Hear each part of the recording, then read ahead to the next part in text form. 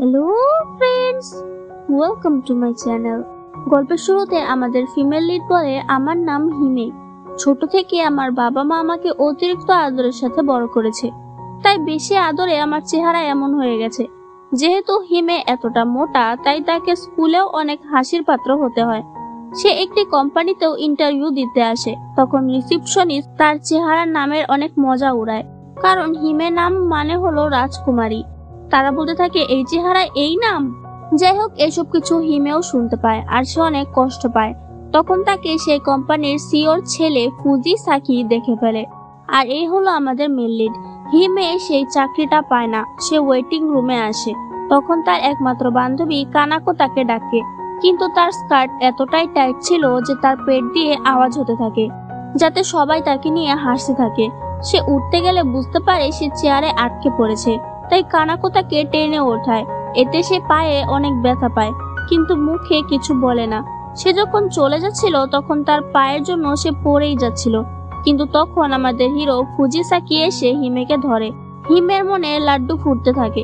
ফুজিসাকি তাকে নিজের কেবিনে নিয়ে আসে আর তার পায়ের খেয়াল রাখে। এতে হিমে আরো বেশি ক্রাশ খেয়ে ফেলে। ফুজিসাকি তার পার্সেরও অনেক প্রশংসা করে।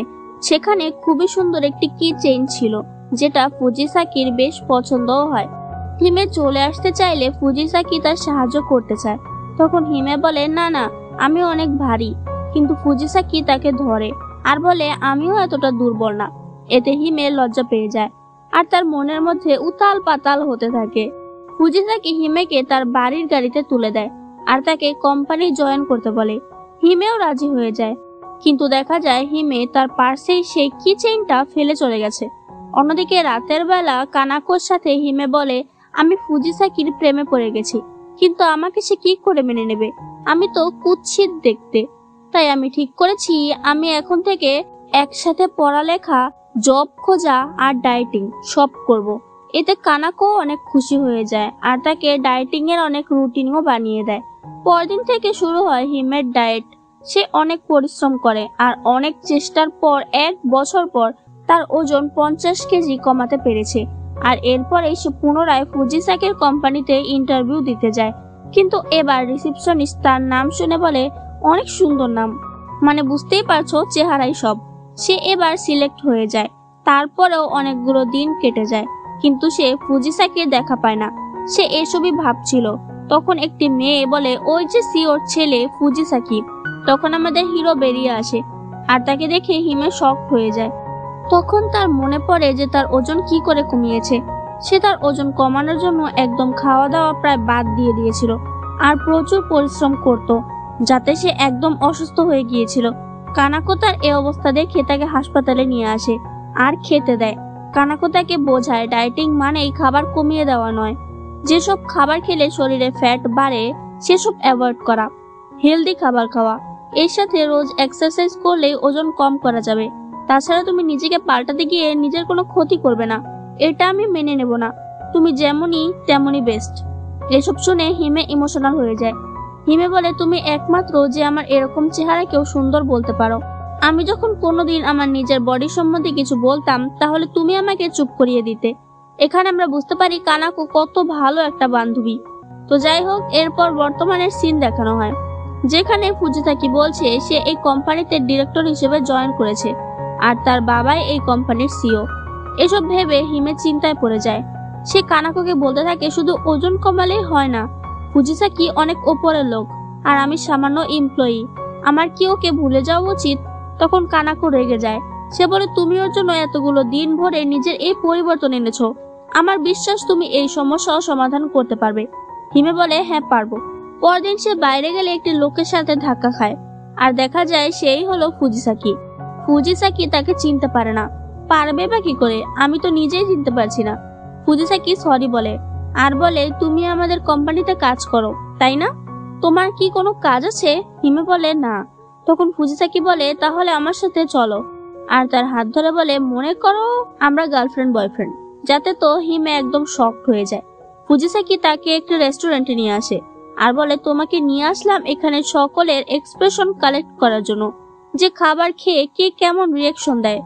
আসলে তাদের এসব খাবার নিয়ে কিছু একটা কোম্পানি, তারা বিভিন্ন ধরনের ডিশ তৈরি করে, বা কোনো রেসিপি লেখে। যাই হোক, তখন তারাও খাবার অর্ডার করে। তখন হিমের খাওয়া দেখে ফুজিসাকি বলে, তুমি যেমন করে খাও তাতে আমার একজনের কথা মনে পড়ে গেল, একজন মেয়ে। হিমের মন খারাপ হয়ে যায় যে ফুজিসাকি অন্য মেয়েকে পছন্দ করে। তখন ফুজিসাকি বলে, সে পায়ে ব্যথা পেয়েছিল, আমি তাকে সাহায্য করেছিলাম, তাকে চকলেট খেতে দিয়েছিলাম, আর সে খুব মজা করে খেয়েছিল। হিমে এসব শুনে হতবাক হয়ে যায় যে এসব তো আমার সাথেই মিলে যাচ্ছে।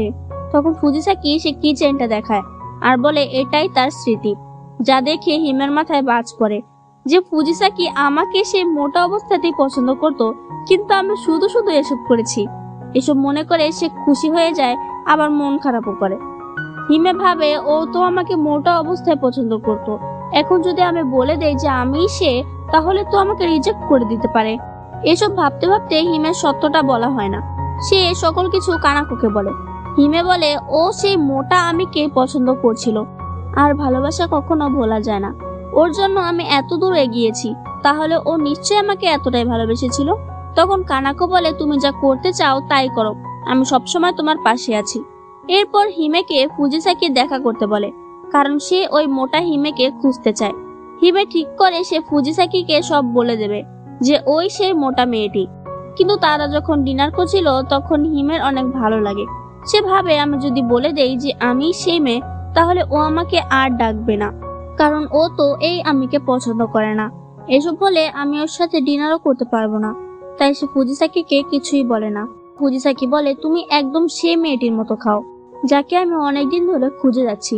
এসব শুনে হিমে ঠিক করে সে আবার মোটা হবে খেয়ে খেয়ে, কিন্তু কানাকো তাকে থামায় আর বলে, যদি পরে তুমি জানতে পারো যে ফুজিসাকি শুধু হিমের খাওয়ার স্টাইল দেখেই পছন্দ করেছে, এমনিতে সে চিকন মেয়েদের পছন্দ করে, তাহলে তুমি আবার চিকন হবে নাকি?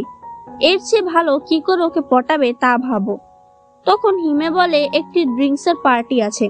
কানাকো বলে, তাহলে তুমি এমন ভাবে খাবে যেন ফুজিসাকি আবার তোমার প্রেমে পড়ে, কারণ তুমি তো এত কিউট। এতে হিমে তার কল্পনার জগতে হারিয়ে যায় যে ফুজিসাকি তার মুখের খাবার পরিষ্কার করে দেবে।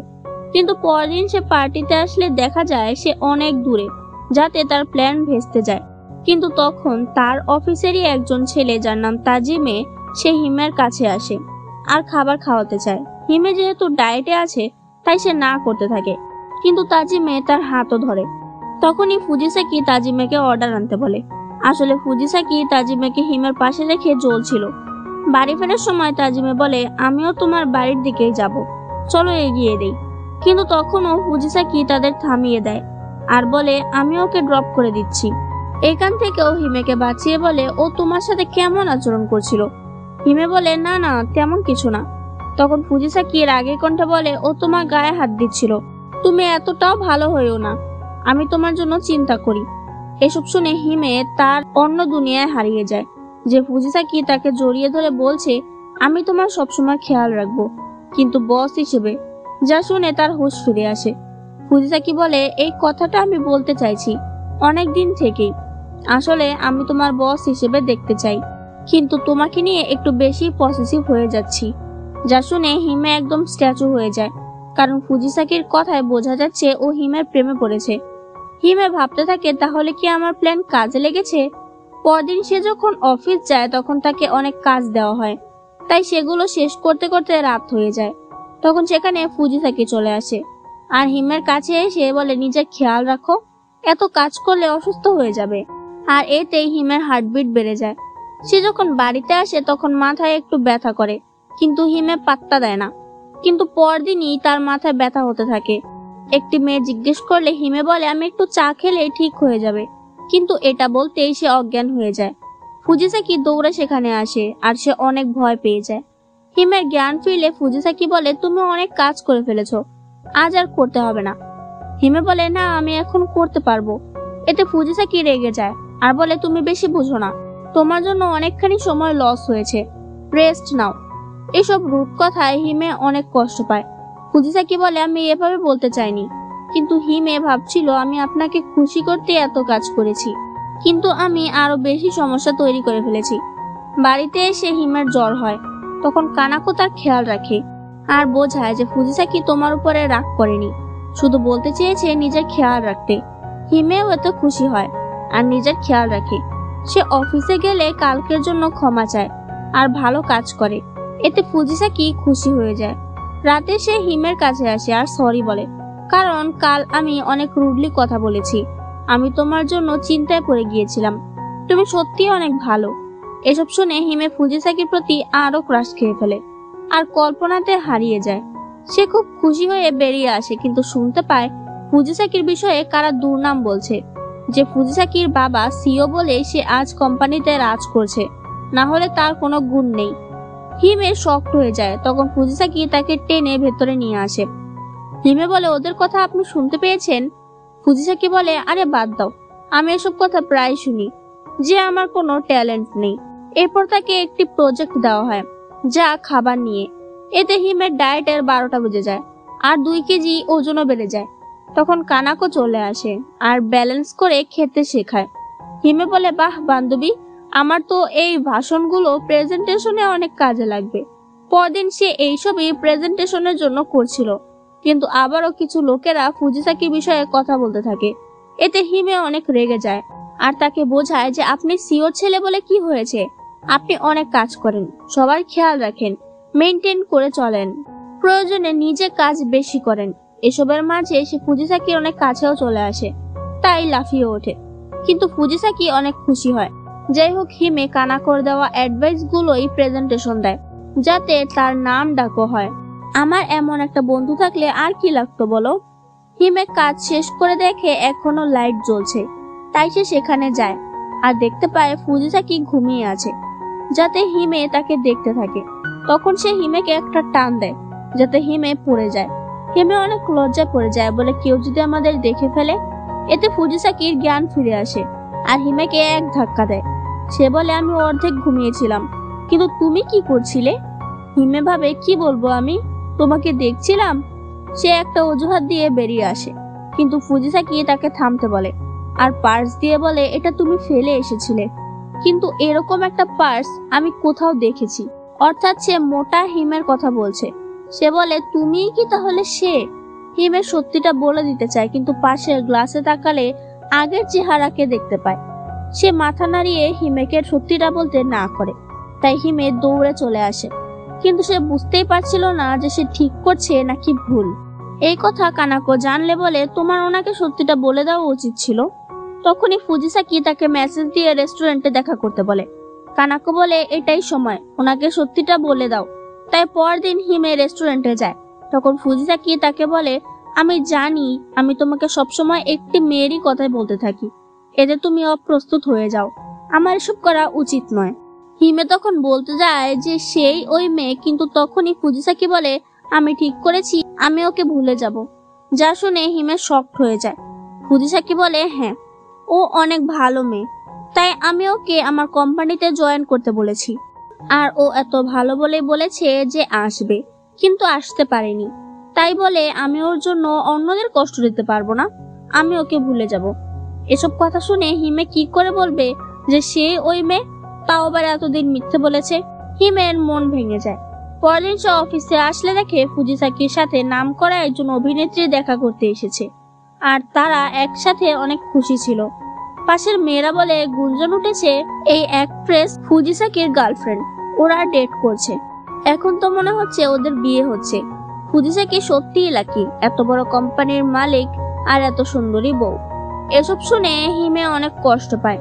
সে ভাবতে থাকে, সত্যি আমি ফুজিসাকির যোগ্য নই, উনি মালিক আর আমি কর্মচারী। তখন তার পাস্টের একটা কথা মনে পড়ে। হাই স্কুলে হিমের সাথে একজন ছেলে অনেক ভালো ব্যবহার করত, আর হিমে তাকে অনেক পছন্দও করত। তাই সে আজ ওই ছেলেকে প্রপোজ করে দেবে। কিন্তু দরজায় দাঁড়িয়ে ওই ছেলের কথা শুনতে পায়। সে হিমের বিষয়ে বলছিল, ওই হাতির মতো মেয়েটার সাথে আমি ভালোভাবে কথা বলি শুধুই মজার জন্য, বেচারিকে কেউ পাত্তাই দেয় না, আমি প্রিন্স হয়েও ওকে পাত্তা দেই, এতে ও মনে করবে যে আমি ওকে পছন্দ করি, কিন্তু আমাকে প্রপোজ করলে আমি এতগুলো অপমান করে দেব। এসব কথা হিমে শুনে ফেলে। তার মন প্রচন্ড রকমের ভেঙে যায়। বর্তমানেও তার অবস্থা একই রকম। তাকে এভাবে মন মরা হয়ে পড়ে থাকতে দেখে তাজিমে জিজ্ঞেস করে, কিছু কি হয়েছে? হিমে বলে না। সে একটা মিথ্যে হাসি নিয়ে সকল কাজ শেষ করে। রাতে সেখানে ফুজিসাকি আসে। এখনো হিমেকে বসে থাকতে দেখে বলে, আমার সাথে রেস্টুরেন্টে যাবে? হিমে বলে হ্যাঁ। ফুজিসাকি তাকে সেই লেভেলের একটি রেস্টুরেন্টে নিয়ে আসে আর অনেক দামি দামি খাবার অর্ডার করে, যা দেখে হিমে টাসকি খায় আর ভাবতে থাকে সত্যি ফুজিসাকি কত বড় লোকস আর আমি গরিবস, সত্যি আমি ফুজিসাকির যোগ্য নই। যাই হোক, তারা খেয়ে বেরিয়ে আসে। তখন হিমে ট্রিটের জন্য ধন্যবাদ দেয় আর চলে আসছিল, কিন্তু ফুজিসাকি তাকে থামিয়ে দেয় আর বলে আমি বুঝতে পারছি তোমার মন কেন খারাপ। আমি জানি আমি স্বার্থপর, তুমি এতে রাজি নাও হতে পারো, তবুও আমি চাই তুমি রাজি হও। হিমে কিছুই বুঝতে পারে না। তখন ফাইনালি ফুজিসাকি বলে দেয় যে আমি তোমাকে পছন্দ করি, প্লিজ আমার গার্লফ্রেন্ড হয়ে যাও। এটা শুনে হিমে শক হয়ে যায়। সে বিশ্বাসও করতে পারছে না কি শুনলাম, কিন্তু তার মনে পড়ে সে অ্যাক্ট্রেসের কথা, সে কতটা ধনী আর কতটা সুন্দরী, একদম ফুজিসাকির সাথে মানাবে। ফুজিসাকিকে সিরিয়াস দেখে হিমে বলে আমি শুধু আপনার এমপ্লয়ি হয়েই থাকতে চাই, আমি আপনার গার্লফ্রেন্ড হওয়ার যোগ্য না। ফুজিসাকি তাকে লক করে বলে কে বলেছে তুমি আমার যোগ্য, একজন অসাধারণ মানুষ। কিন্তু হিমে রাজি হয় না। কানাকো এ কথা শুনলে অনেক রেগে যায় আর বলে তুমি নিজের কথা কখন ভাববে। হিমে পরদিন অফিসে গেলে তাজিমে তাকে খাবার খেতে বলে। তখন হিমের চোখ যায় ফুজিসাকির ওপর। সে আজ হিমের দিকে তাকাচ্ছেও না, বরঞ্চ কালই সে তাকে রেস্টুরেন্টে নিয়ে গেছিল। হিমের মন খারাপ হয়ে যায়, কারণ সে আরো ফুজিসাকির সাথে টাইম স্পেন্ড করতে চায়। যাই হোক, হিমে তাজিমের সাথে রেস্টুরেন্টে আসে আর তখনই সেখানে ওই ছেলেটি চলে আসে, মানে স্কুল লাইফে হিমে যাকে পছন্দ করত সে ছেলেটি। সে হিমেকে দেখেই চিনে ফেলে আর বলে আরে আজব ব্যাপার, তুমি দেখি অর্ধেক হয়ে গেছো। সে তাজিমেকেও বলতে থাকে যে হিমে হাতির মতো মোটা ছিল আর সেসব ছবিও দেখায়, যাতে হিমে অনেক লজ্জায় পড়ে যায় আর ওকে বারবার থামতে বলছিল। এসবে তাজিমের অনেক রাগ উঠছিল। সে ওকে বলে তুমি হিমেকে চিনো বলেই এভাবে কথা বলতে পারো না, আরো কথা শুনিয়ে বলে চলে যেতে। এতে হিমে আবার জোর করে হাসতে থাকে। তাজিমে বলে তুমি ফুজিসাকিকে পছন্দ করো তাই না, কবে থেকে? হিমে বলে যখন আমি মোটা ছিলাম, আমি তাকে প্রথম দিন থেকেই পছন্দ করি। আর এটা হাস্যকর যে আমি ওর জন্য 50 কেজি ওজন কমিয়েছি, কিন্তু হয়তো ভালোবাসায় সব সম্ভব। এসব কথাই হিমে হেসে বলছিল, কিন্তু তাজিমে বলে আর কত মিথ্যে হাসি হাসবে, তুমি কেন সবার মন হিসেবে চলো, নিজের জন্য কেন ভাবো না? ফুজিসাকিকে ভুলে যাও, আমি তোমাকে পছন্দ করি। এটা শুনে হিমে শক হয়ে যায়। তাজিমে বলে আমি সবসময় তোমাকে ভালো রাখবো, কিন্তু হিমের চোখে ফুজিসাকির চেহারায় ভেসে ওঠে। সে বলে ওঠে আমি ভুলতে চাই না, আমি চাই ওকে সবসময় মনে রাখতে, তাতে ও আমার পাশে থাকুক আর নাই থাকুক, আমি নিজের চেষ্টা চালিয়ে যাব। তখন তাজিমে হিমের হাত ছেড়ে দেয় আর বলে আমি মজা করছিলাম, আমিও চাই তুমি হার মেনো না। হিমে এতে স্বস্তি পায়, কিন্তু আমরা বুঝতে পারি তাজিমে সত্যিই হিমেকে পছন্দ করে, কিন্তু বুঝতে দেয় না। হিমে অফিসে আসলে সবাই একটা মিটিং করে, একটা ইভেন্টের জন্য সবাইকে কি গিফট দিলে ভালো হয় তার ডিসকাস হচ্ছিল। তখন হিমের মনে পড়ে ফুজিসাকি প্রথম দিন তাকে মিন্ট চকলেট খেতে দিয়েছিল, আর সে বলে মিন্ট চকলেট দিলে কেমন হয়। এতে সবাই রাজি হয় আর হিমে কাজে লেগে পড়ে। ফুজিসাকি হিমেকে বলে আমি ভেবেছিলাম তুমি আমাকে ইগনোর করবে, কিন্তু তুমি করনি। তখন হিমে বলে আমি চাই আপনি আরেকবার আমাকে সময় দেন, মানে ঘুরতে নিয়ে যেতে বলছে। এতে ফুজিসাকি খুশি হয়, কিন্তু ইভেন্টের জন্য চকলেটের যে প্যাকেট দেওয়ার কথা ছিল তা দিতে না করে দেওয়া হয়। তাই হিমে নিজেই সেসব প্যাকেট তৈরি করে কাগজ দিয়ে। ফুজিসাকি শুনতে পায় সমস্যা হয়েছে, তাই সে দৌড়ে চলে আসে আর নিজেও লেগে পড়ে। পরদিন তারা সবাইকে চকলেট দিচ্ছিল। সেই ইভেন্টে হিমের স্কুলের ক্রাশও এসেছিল আর রেস্টুরেন্টে তার ছবি দেখানোর জন্য ক্ষমা চায়। হিমে বলে তুমি তো আমাকে পছন্দ করতে না। তখন সে বলে এটা বলো না, আমি পপুলার ছিলাম, তাই অনেকে তোমাকে ডিস্টার্ব করতে পারতো, তাই আমি সবাইকে এটা বলেছি যে আমি তোমাকে পছন্দ করি না। হিমে বলে সেদিনের পরেই আমি মোটিভেশন হারিয়ে ফেলেছিলাম, কিন্তু একজনের সাথে দেখা হয়, সে আমাকে বোঝায় যে আমি যেমনই তেমনই ভালো। মোটা অবস্থাতেও সে আমাকে পছন্দ করেছে, আমাকে প্রপোজও করেছে। তখনই সেখানে ফুজিসাকি চলে আসে আর হিমেকে যেতে বলে। হিমে চলে যায়। সেই ইভেন্টে কানাকো আসে আর বলে সত্যিই তুমি অনেক বিউটিফুল হয়ে গেছো। এতে হিমে অনেক খুশি হয়ে যায়। যাই হোক, হিমে বলেছিল তাকে ঘুরতে নিয়ে যেতে, তাই ফুজিসাকি তাকে ঘুরতে নিয়ে আসে। তখন হিমে বলতে শুরু করে আমি প্রথম থেকে একটি কথা লুকাচ্ছিলাম, আর নিজের আগের ছবি দেখিয়ে বলে, আমি সে। আমি আপনাকে কথা দিয়েছিলাম যে আমি আবার আসব, তাই আমি অনেক পরিশ্রম করে ওজন কমিয়েছি, কারণ আমি আপনাকে পছন্দ করতাম আর এখনো করি। এটা শুনে ফুজিসাকি তাকে জড়িয়ে ধরে আর বলে, আমি জানতাম। হিমে টাসকি খায় আর বলে, জানতে মানে? ফুজিসাকি বলে, প্রথম দিন রেস্টুরেন্টে আমি তোমাকে চিনেছিলাম, তাই সেই দিনই সব কথা বলে দেই তোমাকে, কিন্তু তুমি তবুও বলনি যে তুমি সেই মেয়ে, তাই আমার মনে হয়েছিল তুমি আমাকে ভুলে গেছো। কিন্তু প্রথম দিন আমি তোমাকে ভালোবেসেছি, তাই তোমার যতই পরিবর্তন হোক আমি তোমাকে ভালোবাসবই। সে হিমেকে কিসও করে দেয়। পরদিন হিমে জিজ্ঞেস করে, আমি শুনেছি সেদিনের অ্যাক্ট্রেস তোমার ফিয়ন্সে? তখন ফুজিসাকি বলে, ও আমার কাজিন, ও আমেরিকা থেকে ফিরেছিল, তাই আমরা এভাবে কথা বলেছি, যাতে হিমে বুঝতে পারে সে আসলেই পাগল, উল্টোপাল্টা ভেবে রেখেছে। তারা শপিং করতে যায়, আর যেসব পরে তাতেই তারা একে অপরকে বলতে থাকে, খুব সুন্দর, খুব সুন্দর। গাঁজা খুঁড়ে জামা পরলেও বলে খুব সুন্দর, ভালো জামা পরলেও বলে খুব সুন্দর। যাই হোক, তারা যা যা পড়েছে সব প্যাক করে নিয়ে আসে। কাল থেকে তাদের কাজ শুরু হয়ে যাবে, তাই আজ তারা অনেক সময় কাটায়। তখন ফুজিসাকি বলে, একদিন আমি শুনতে পাই সবাই আমার নামে বাজে কথা বলছে, এতে আমার অনেক রাগ হয়েছিল, কিন্তু তখন আমি তোমাকে দেখতে পাই। সবাই তোমার লুক নিয়ে কথা বলছিল, হাসাহাসি করছিল, কিন্তু তুমি নিজের মতো খুশি ছিলে। এতে আমি অনেক মোটিভেশন পাই যে যাই বলুক আমি গায়ে নিতাম না, আমি সবসময় তোমার পাশে থাকতে চাই। এভাবেই সে হিমের সে কি চেইনটা দেয় আর বলে, তুমি প্রথম দিন যে হিমে ছিলে আজও সেই হিমেই রয়ে গেছো, আর আমি শুধু হিমেকে ভালোবেসেছি, তা তুমি যেমনই হও।